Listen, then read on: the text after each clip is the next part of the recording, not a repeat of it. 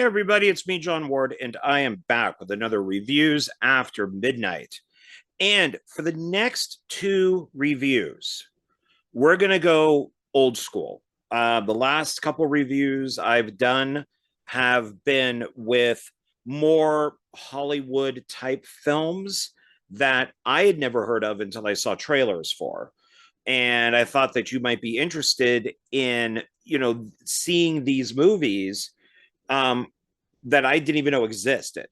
So I feel that for the next two videos, I should go back to the more old school kind of indie, uh, independent type of films. So what I'm going to do, because I've never seen these before, is we're going to review these two movies. So Scream, and this is 1981, not Wes Craven's Scream, and The Barn of the Naked Dead. So that's the next two videos. This is part of Mara's B Movie Mayhem, and it's hosted by her, Mara Kane Ellis. So it says, I might be pronouncing her last name wrong. Marna Kane Ellis, former WWE Diva, WWE 2008 Diva of the Year, Playboy magazine cover model, April 2008, voted number 53 in the 100 sexiest women list by FHM magazine, and celebrity contestant on Celebrity Apprentice with Donald Trump, is back for more. So I guess there's more than one of these. She is now tackling a deadly new arena. She's back for more hosting B movie films. I see what they're saying. Okay. So she's back for more. She's now tackling a deadly new arena. She's hosting B movies. Okay. So it's like an Elvira type of thing. So the film that we're going to be looking at today is Scream. And it says here, well, I have my list, and I always do this. I pass the list first, and then I go back. I mean, this is typical. So film title is Scream. Could you include a star rating here? This is 1981.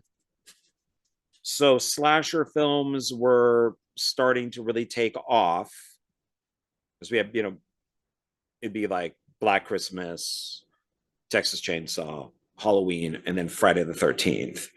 So a star rating here would be, I'm going to say out of 5, I'm going to give this maybe like a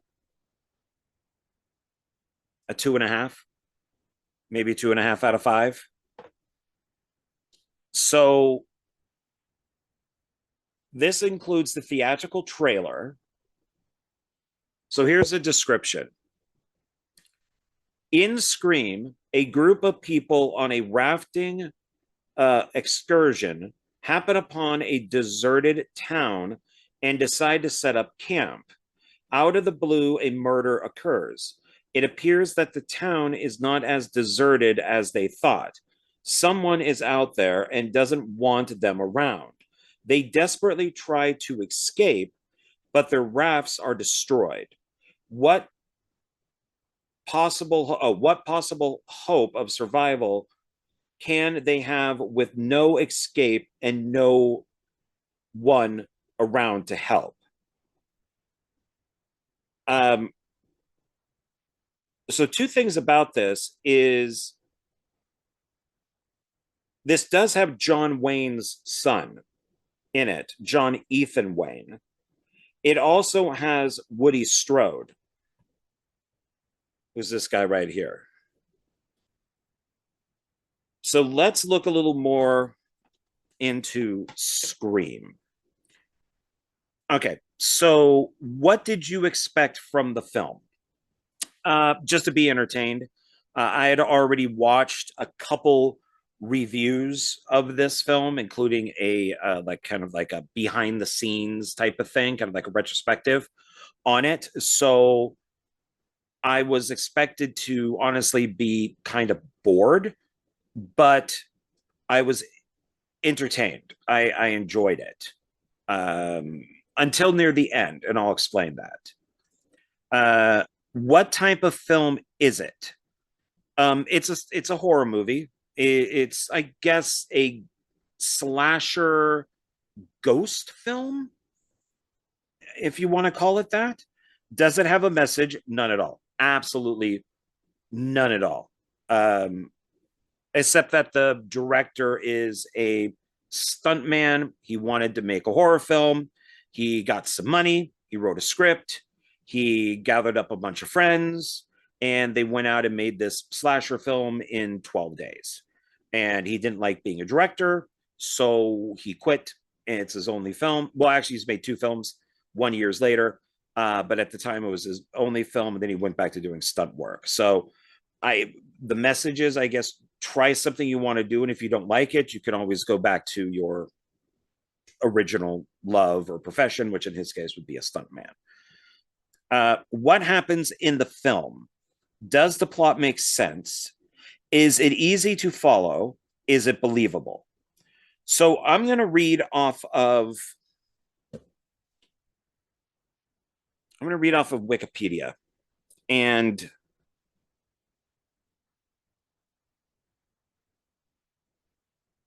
so the film was originally released as, well, it was also released as The Outing, 1981,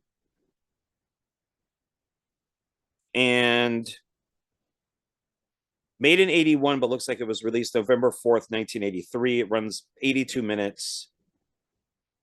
It did have a like a small release, so it made $1,083,395. So the plot on Wikipedia is pretty short. So let's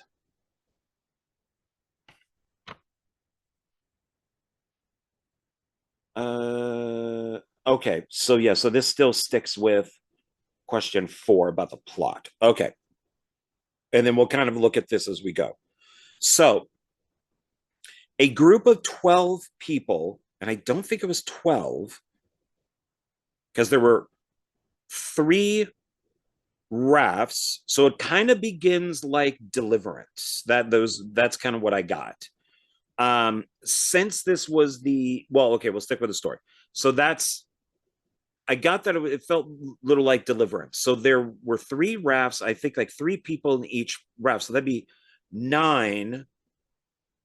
And then they meet up with some people later on, 10, 11, and then there's one 12. So I guess there are 12, but in different ways. They're not together technically. So a group of 12 people on a camping tour of the Rio Grande decide to spend the night in an old ghost town, and an unseen killer begins to dispatch them one by one. On the first night, at the stroke of midnight, 3 of the group are killed in rapid succession. Alan is found hung. It says hanged here. Maybe that's the correct way of saying it. Alan is found hanged. His friends, Ross and John, both hacked by a cleaver.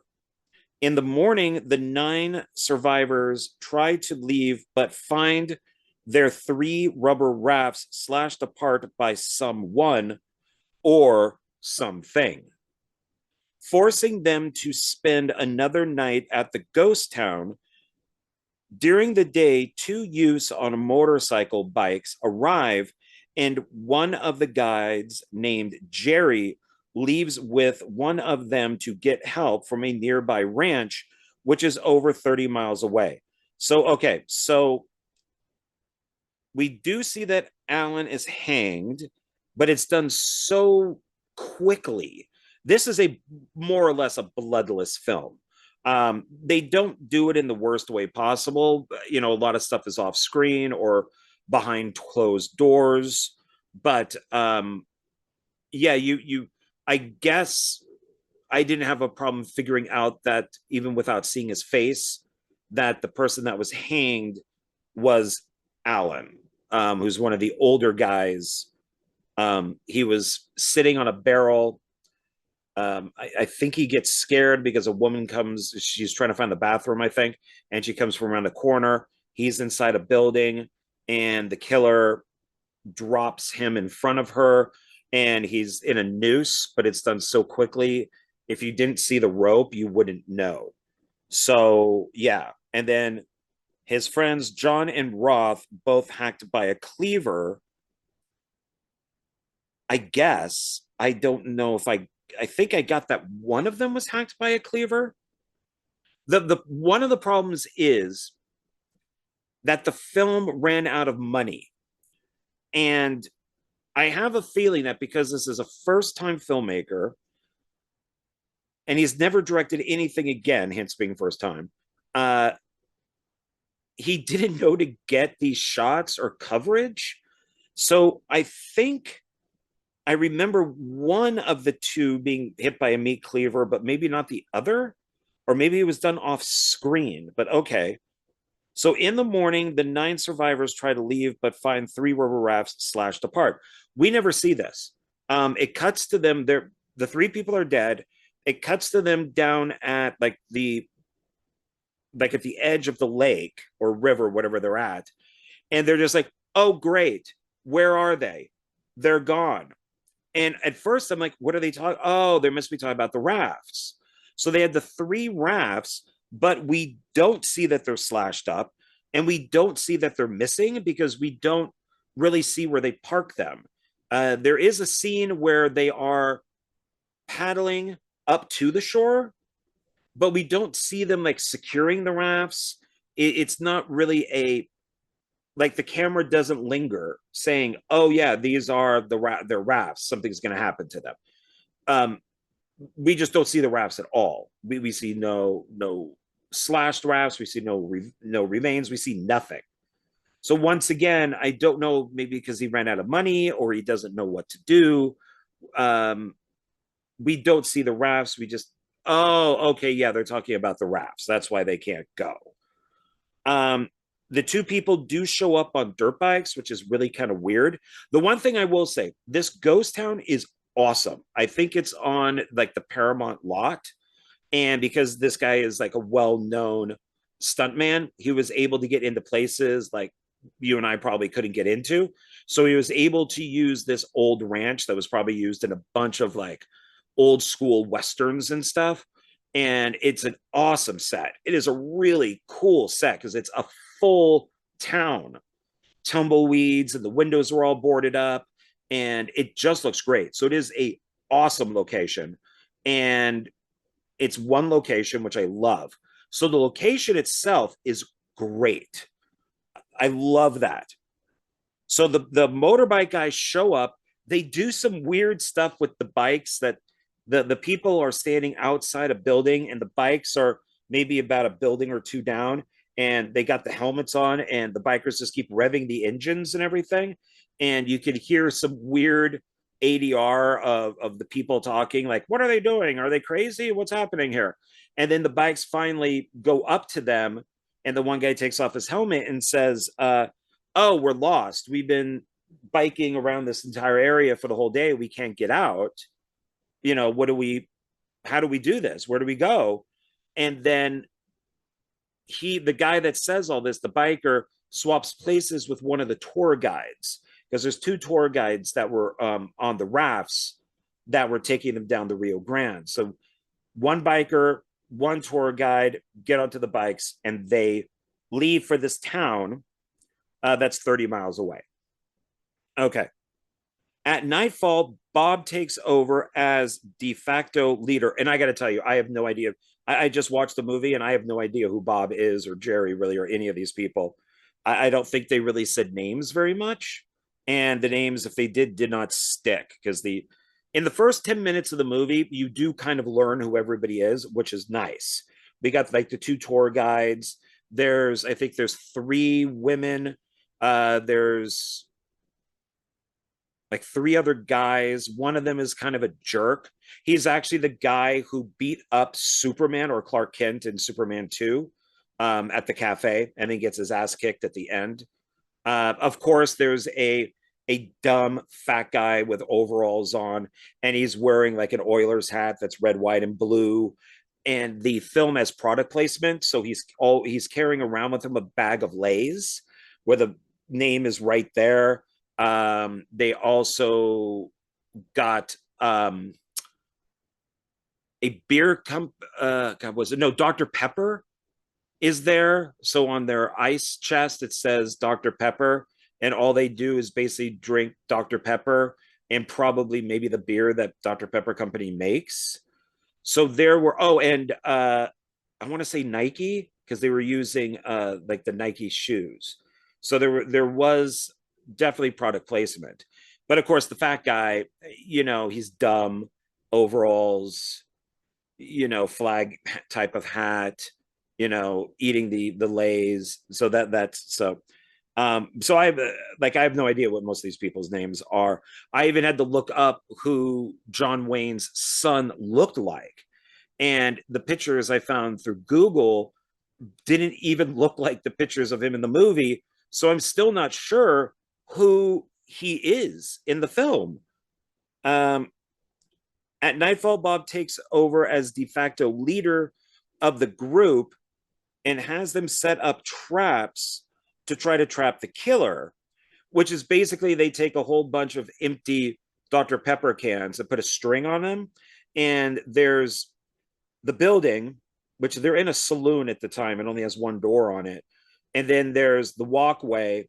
And then there's if you remember in the old Westerns, there would be the roof that comes over with the like the I don't know what you call it, whatever it is, the wood that comes down that holds up that roof, and they attach them to those pieces of wood along the way, which I thought was stupid because the person could just walk on the walkway. Why wouldn't you do it on the door? But okay, okay, sets up the traps, but the unseen killer seems to evade them every time, leaving no evidence, not even footprints. Soon, the unseen killer strikes again by killing Rod, one of the dirt bike youths. This is a good stunt. Rod, now I do, Rod is one of the motorcycle guys, and he does get thrown through a door and is killed. He tries to find the killer. He hears something. He gets thrown through a door, which is a pretty good stunt, and he hits the ground and he dies. Jerry is soon found dead, and Jerry, who's Jerry?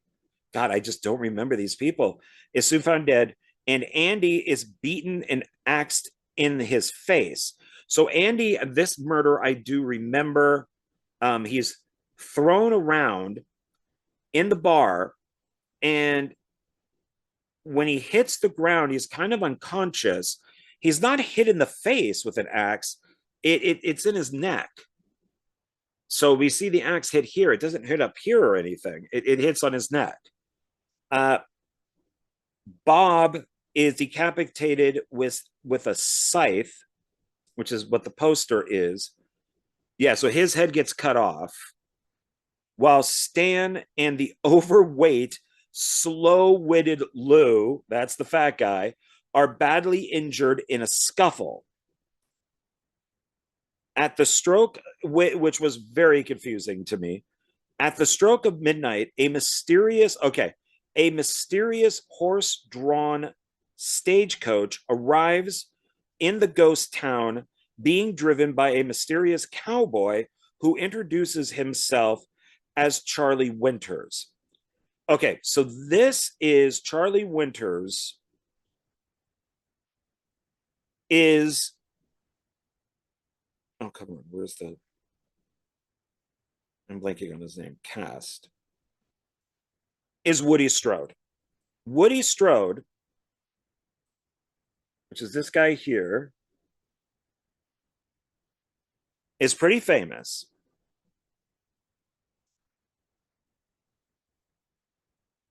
Looks like he played for the Bears, the Rams, the Stampeders.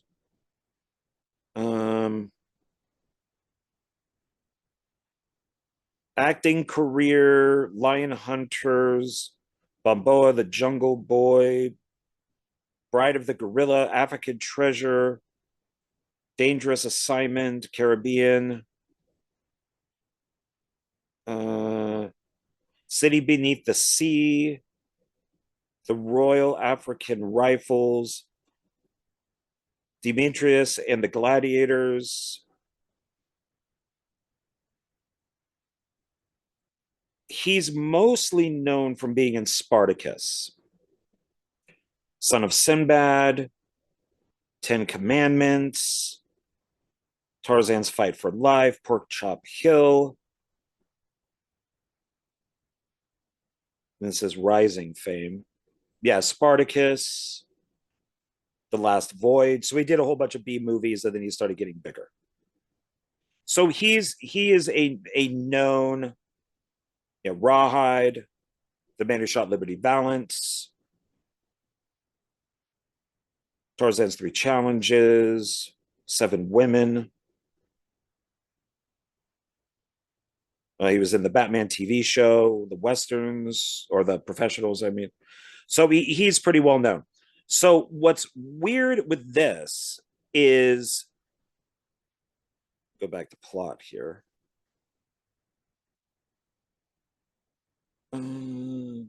Okay. So the music in the film is very Halloween. When all of a sudden people hear something, there's like a bell, like a cowbell sound, and they go outside the saloon, and there's a fog bank, and it's just at the end of town. It's not in the whole town. It's just at a certain part, and through there, Strode comes in on a horse. He has another horse. They see that there's a dead body on it. I think it's the biker, maybe, and he gets off the horse. Now, none of them accuse him of being the killer, which is weird. They accuse each other for a second, but they don't accuse him. He also has a dog with him, almost looks like a pit bull or something, and it's snarling a lot. And he gets out and he goes into the bar with them and tells them a story. And when is John Carpenter? Okay, so The Fog is 1980. This says 1981, but released in 83. So The Fog, in that opening scene that has John Houseman. So if you remember, John Houseman is sitting around the fire. They're on the beach, and he's with the kids, and he has the watch, the pocket watch. Strode has the pocket watch too. And he takes the pocket watch out and he tells this story that his dad told him about like a ship captain. And the story itself is kind of confusing. So he tells him this story. Okay. Okay. So picture The Fog with John Houseman. He's got the fire, he's got the kids. This now has Charlie Winters. They're in the bar. He's with the dog. The horses are outside. He pulls out this pocket watch, just like John Houseman does.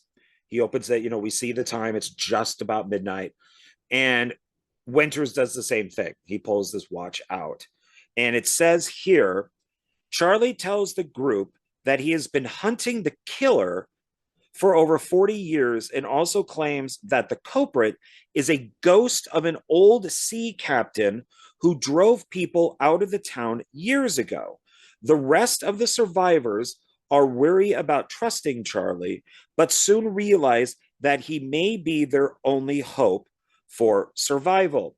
So they tell this story.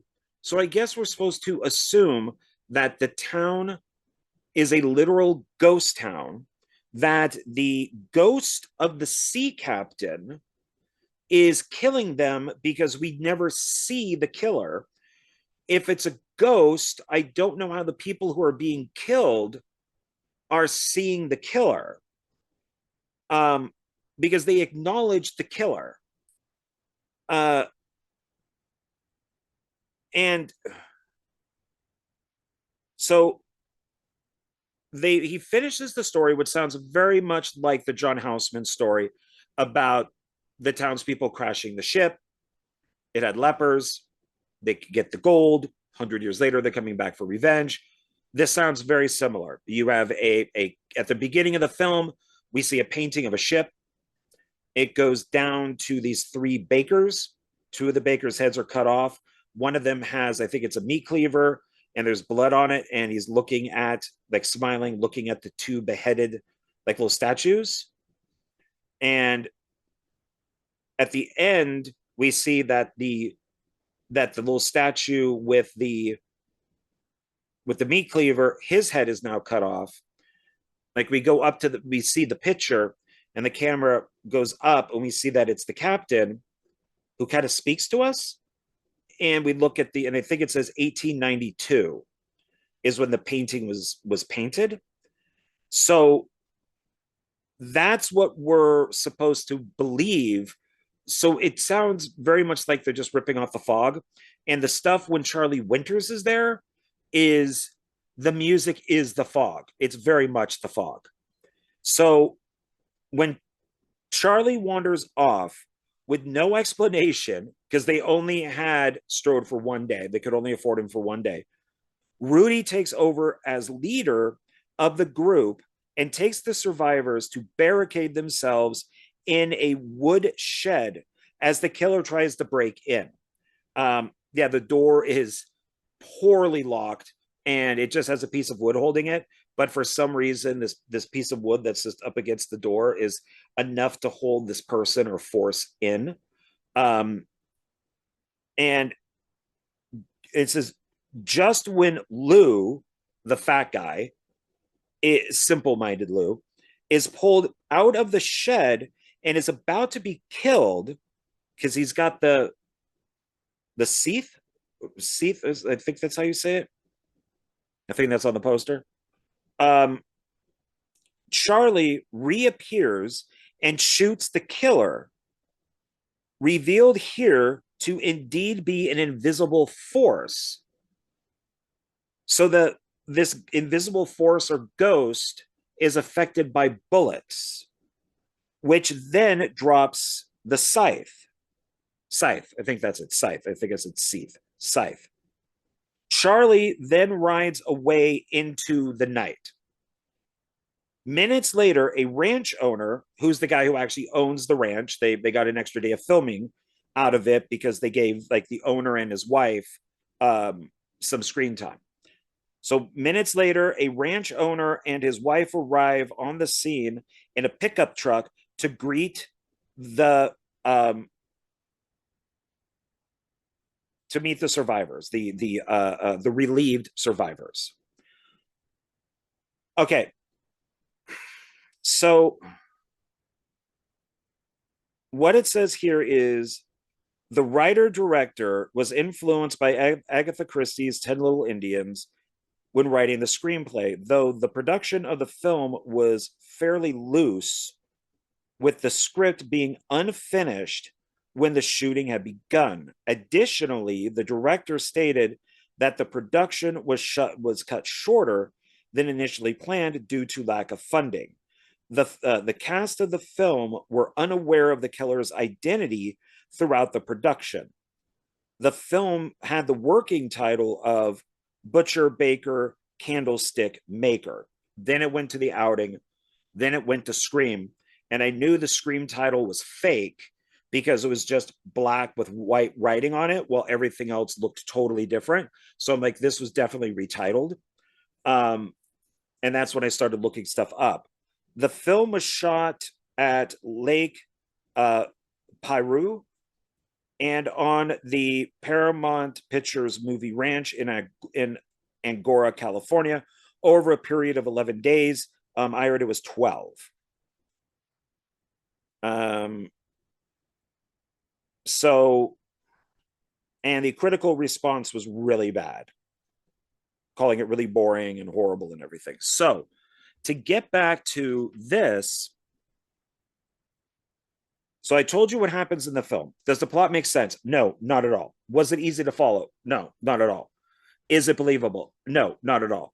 I have a feeling what happened was they ran out of money. They couldn't complete the film. The director put together the footage that he had. He said, in his mind, the movie makes sense. We can release this.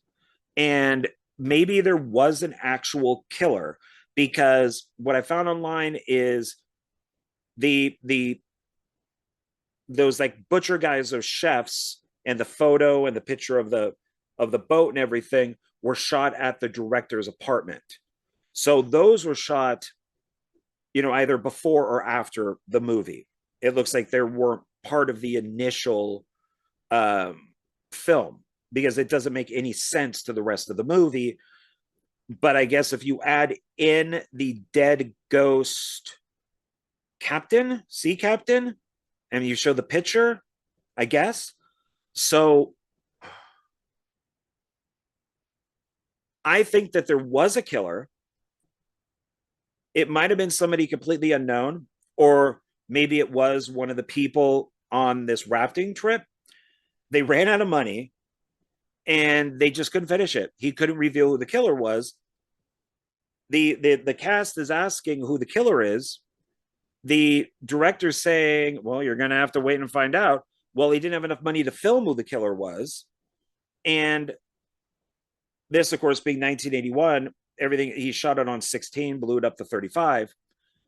It's not digital, so you got to get money to go back and shoot this stuff with, which I'm guessing he couldn't get. So he just made up the ghost thing. Uh, God, should I change my review? I just love the setting. That's it. I just love the ghost town. I said like 2.5 out of 5. Maybe I should just change this to 2. I think I'm going to change this to 2. 2 out of 5. Um, I didn't really think it was boring. The camera work is meh. It does what it's supposed to do, but there's only one or two creative shots in it. Otherwise, it's we need to just get the shot.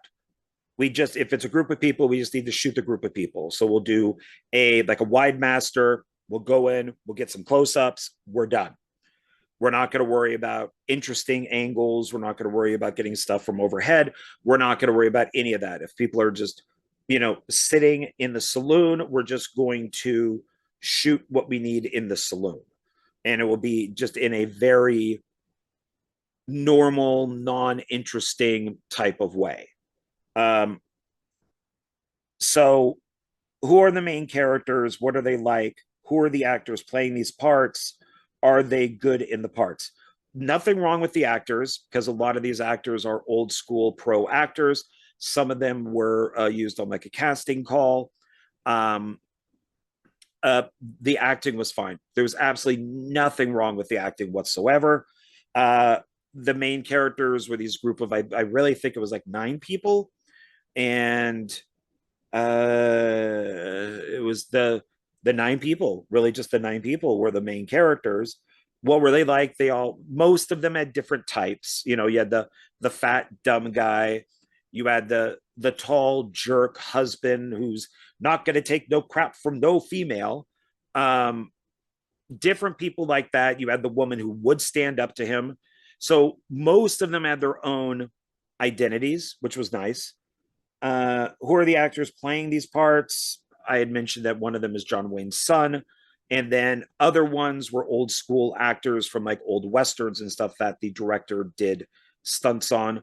One of them was the actor who beat up Clark Kent. What is the camera work like? Like it's just very meh. It's very, it's not very interesting, but they get a ton of coverage of the town. They obviously just went there probably for one day. They shot during the day and the night, and they got a ton of coverage of the town. So the town is really awesome looking. That's good.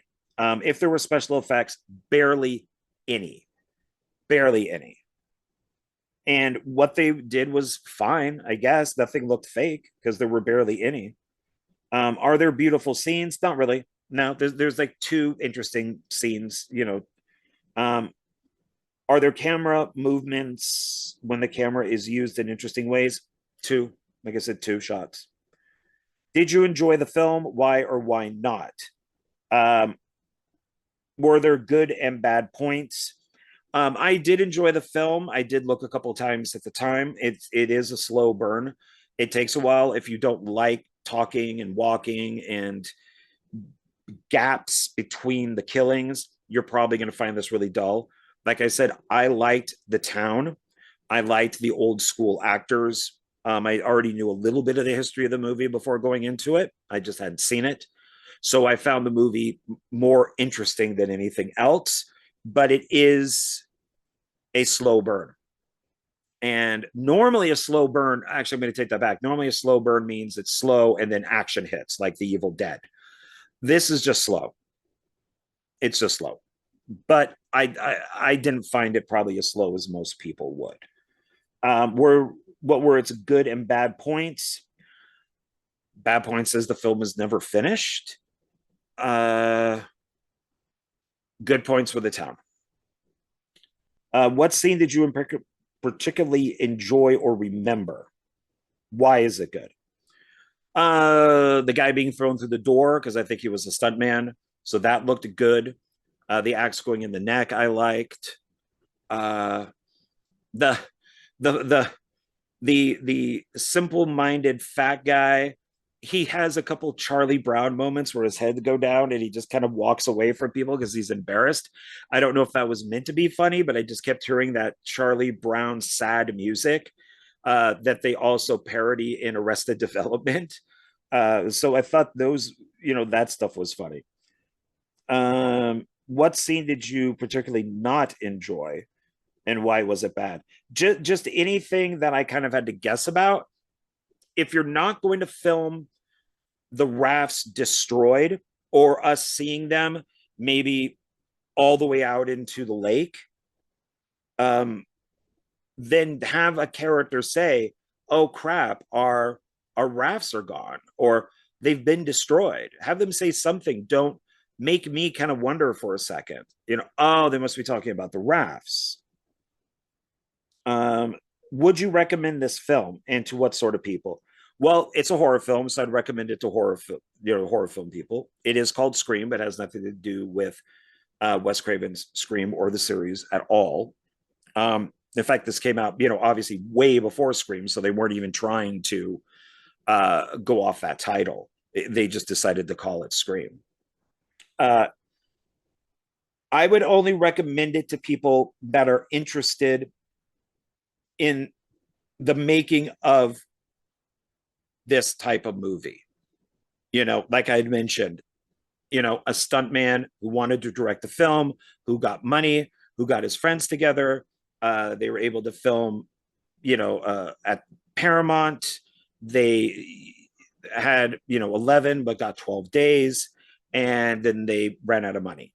So that to me is very interesting. I would have liked to have seen maybe if somebody could do an audio commentary for this. I think it would be interesting to talk about the different actors and the characters and the struggles of making this movie. So I would recommend it for people that are interested in how movies get made, because it's an interesting film, but I would not recommend it to your kind of average horror film person. Um, are there any other films you can compare this to? I did like the music from Halloween, the music from The Fog, the scene from The Fog. Uh, I guess ghost movies, paranormal stuff, one location films. Yeah, so that's about it. So yeah, I think I'm gonna change. I don't know. I'm a little torn. So it's between a 2 and a 2.5. I think it's closer to a 2 than the 2.5. Um, but yeah, that's my review for Scream. The next video will be The Barn of the Naked Dead, which has one of my all-time favorite actors in it, Andrew Prine, and that's him right there, and that's him right there. This guy to me was, I mean, he was one of those ones when I was growing up. especially during the 80s, if I saw his name on a film like Christopher George, I would go see it. I want to see this movie because it has Andrew Prine in it. So that will be the next one. And that I have not watched yet. So I have no idea if it's any good or not. I just know we're going to do this as a double. So, all right, everybody, thanks for joining me and on this review. And I will see you on the next one. Okay, bye.